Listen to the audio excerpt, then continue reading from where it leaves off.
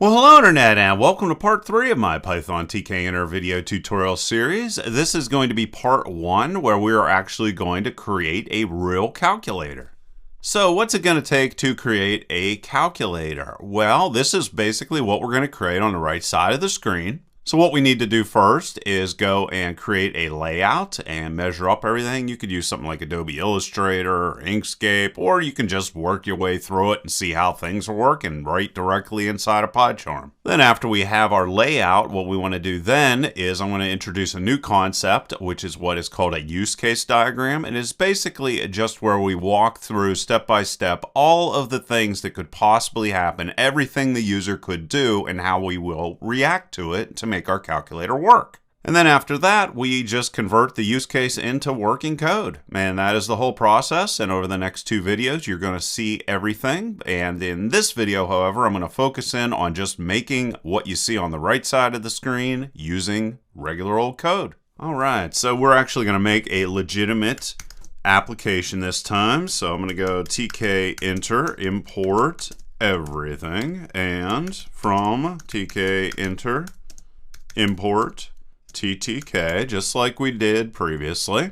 Now, this time, I'm actually going to create a object, which I'm going to model inside of a class, and it's going to be called calculator. And what I want to do here is initialize everything.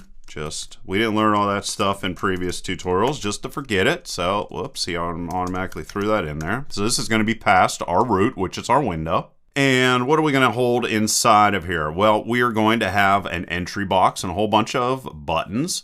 So one thing that I want to definitely hold inside of here, and I know this for certain, is whatever the value is for our entry. And I'm going to put that inside of a string variable, and you have to reference root and then value, which is going to start off as nothing. And in the later part of in the next tutorial, I'll cover working with that specifically. We also know that we're going to have a title, so I'll call this calculator. We are also going to define the size for our window, and I'm going to approach this in the regards that I don't really know what I'm going to have. So I'm going to say 480 sounds like a nice number, and 220 sounds like a good number, and let's see where we go. Then what I want to do is I want to define that our calculator is not going to be resizable. How you do that is you go root resizable and set the width to false and the height to also false. Then you can actually come in and style your buttons. So what I'm going to do, all you have to do is just go and call TTK style and then style configure and go T button and then define some things that you'd like to change. So I'm going to say that I want my font in this situation to be a serif font and set it for 15 in regards to size. And I'm also going to define that I want my button to have padding, which is equal to 10. All right. You can also come in and style your entry window. So I could say style, configure, reference, tentry. And here I will say font is equal to, and I'll make it a serif font as well, but make it a little bit larger. So let's change it to 18. And let's leave our padding also equal to 10 for consistency. All right, and I'll get later into more in regards to styling, but there you go. That's how you would style padding as well as fonts. I'm then going to come in and define my entry box. So I'm going to call this number entry. And just like before, TTK and entry. Tie this to root. Let's go down, text variable is equal to self entry value. A little bit sloppy, see if I can get it over there. And let's tab this in again. And let's give it a width of 50 characters.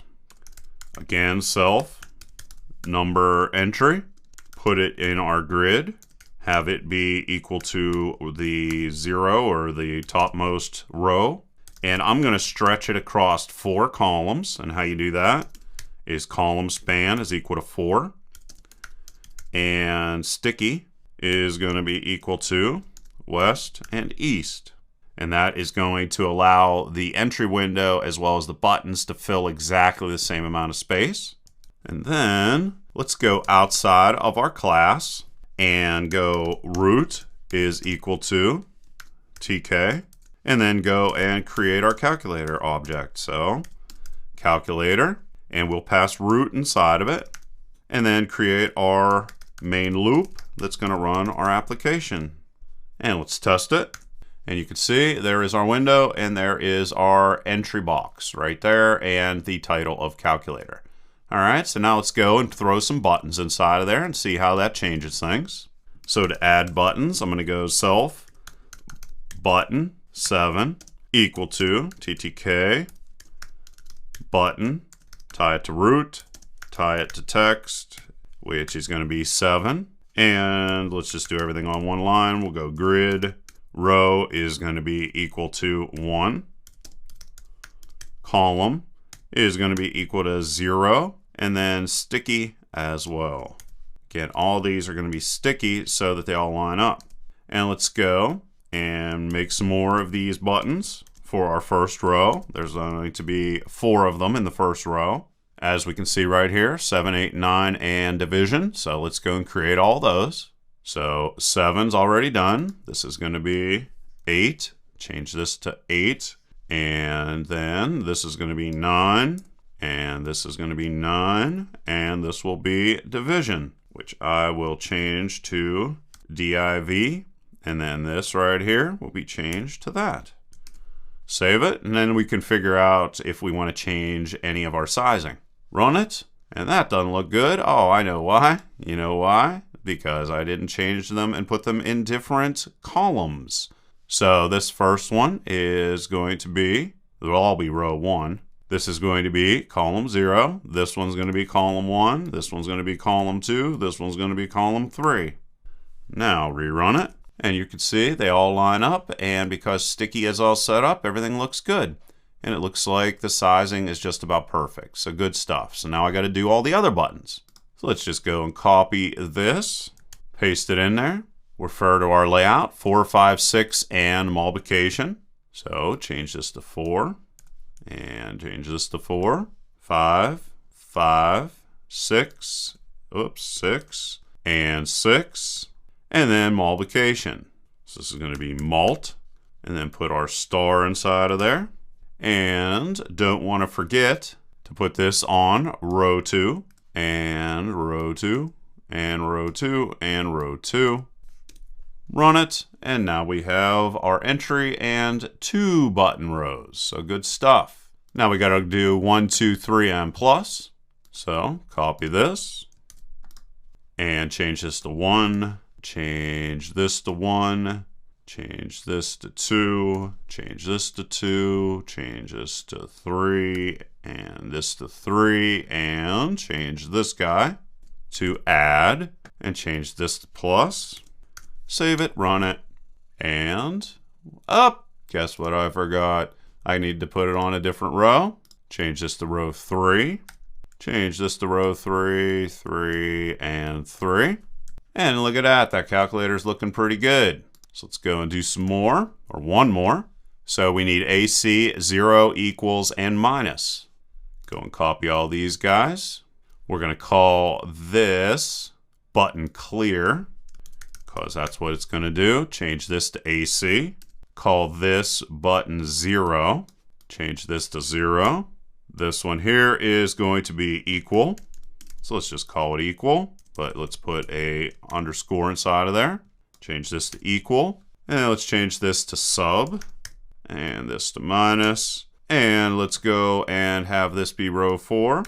Row 4. 4 and 4. Save it. Run it. Boom. All set up. So looking pretty good. And what we'll do in the next part of the tutorial is make every single thing you see here work. So like always, please leave any questions or comments down below. Otherwise, till next time.